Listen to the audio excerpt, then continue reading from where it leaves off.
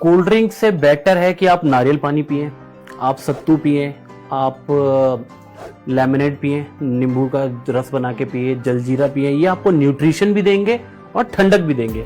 आयुर्वेद कहता है कि जो नाश्ता है वो राजाओं की तरह होना चाहिए, मतलब फुल पेट अच्छी तरह, और जो दोपहर का खाना होता है वो रानियों की तरह, मतलब मॉडरेट, और जो रात का खाना है वो हमेशा नौकरों की तरह थोड़ा। आप अगर वर्ल्ड का स्टेटस उठाओगे तो गर्मियों में एक हार्ट अटैक से मृत्यु जो है वो ज्यादा होती है। गर्मी के मौसम में आहार विहार का पालन करना शरीर की सुरक्षा के लिए बहुत ही जरूरी होता है। इस मौसम में ऐसे आहार को शामिल करना चाहिए जो हल्का हो, सुपाच्य हो, ताजा और शीतल गुण देने वाला हो। जी हाँ, आज हम आयुर्वेदिक शो में बात करने वाले हैं गर्मी के आहार विहार के बारे में। इसके लिए स्टूडियो में हमारे साथ मौजूद हैं जालंधर के Ayurvedic expert doctor Amit Sidhu. Doctor साहब, आपका बहुत बहुत स्वागत है। Thank you ma'am. नमस्कार जी, नमस्कार दर्शकों। डॉक्टर साहब, जैसे कि गर्मी है और हम गर्मी के आहार विहार की बात कर रहे हैं, तो सबसे पहले तो मैं यही जानना चाहूंगी कि इस मौसम में जो है आहार विहार कैसा होना चाहिए। आहार का मतलब होता है कि हम क्या खा रहे हैं, और विहार का मतलब होता है कि हमारा जो व्यवहार है वो कैसा होना चाहिए। तो आहार जो होना चाहिए, जैसे आपने पहले सही बताया कि सुपाच्य होना चाहिए, हल्का होना चाहिए, लघु होना चाहिए, मृदु होना चाहिए, और शीतल यानी कि जिसका तासीर ठंडी हो वो फूड लेने चाहिए।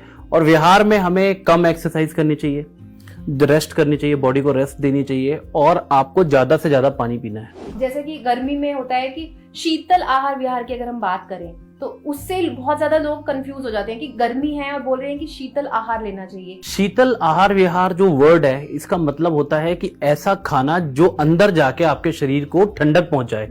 जैसे नारियल है, नारियल को अगर आप कच्चा खाओगे तो वो अंदर जाके गर्मी पैदा करेगा, लेकिन अगर आप उसका जूस पियोगे या पानी पियोगे तो वो आपको शीतलता देगा। ठीक है जी। उसके अलावा जितने भी इस मौसम में फ्रूट्स आते हैं वो सारे जो है वो आपको न्यूट्रिशन भी देते हैं, आपको पानी की कमी भी नहीं होने देते, और आपके शरीर को ठंडा भी रखते हैं। जैसे कि अब होता है बहुत बार हम सर्दी होती है, हम खाना खा लेते हैं, हमें डाइजेस्ट भी हो जाता है, लेकिन अब जब से गर्मी का मौसम है तो इस पे हमारा खाना डाइजेस्ट नहीं होता है और ऐसे में हम कम खाना खाते हैं। उसका क्या रीजन होता है? गर्मी में दो चीज होती है मैम। एक तो मैंने आपको जैसे बताया कि जो फ्रूट्स हैं या सैलेड है या जो भी चीज, क्योंकि हमें बार बार प्यास लगती है, हम पानी ज्यादा पीते हैं ना, तो हमारा जो स्पेस है वो ऑक्यूपाइड हो जाता है, इसलिए आप ज्यादा नहीं खा पाते।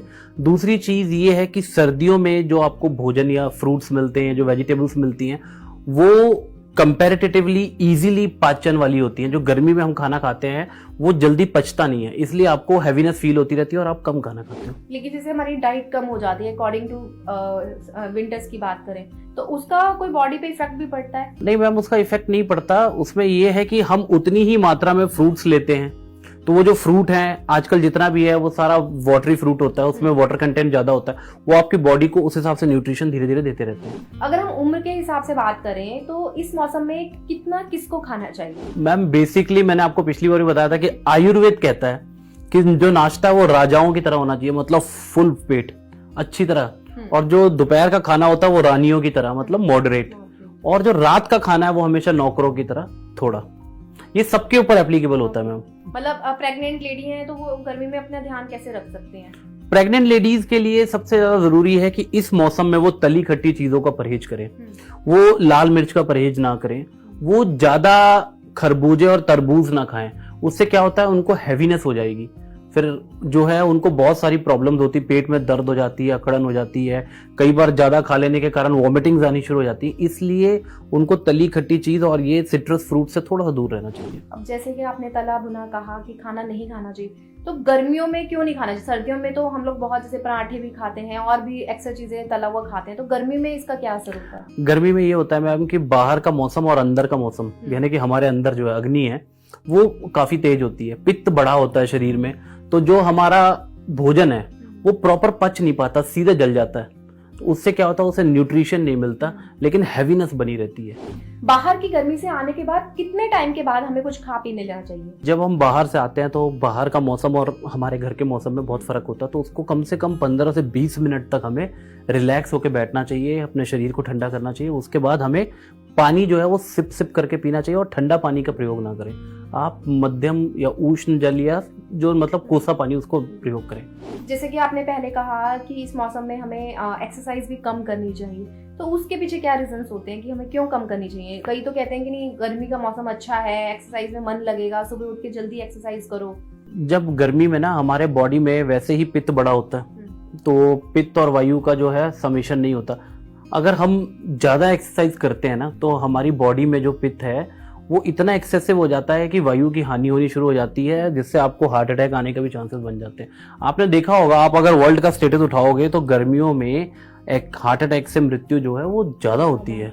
जी। तो एक्सरसाइज के बाद फिर क्या डाइट लेनी चाहिए हमें? एक्सरसाइज के बाद कम से कम 15 से 20 मिनट तक आपको कुछ नहीं लेना।